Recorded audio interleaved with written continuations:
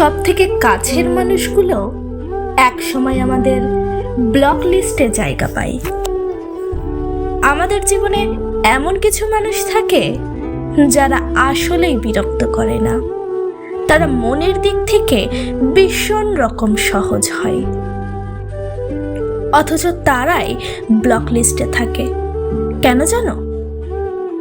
কারণ একটা সময় পর কিছু মানুষের প্রতি আমাদের আর মন থাকে না। পুরনো অভ্যাসগুলোই ভাটা নামে।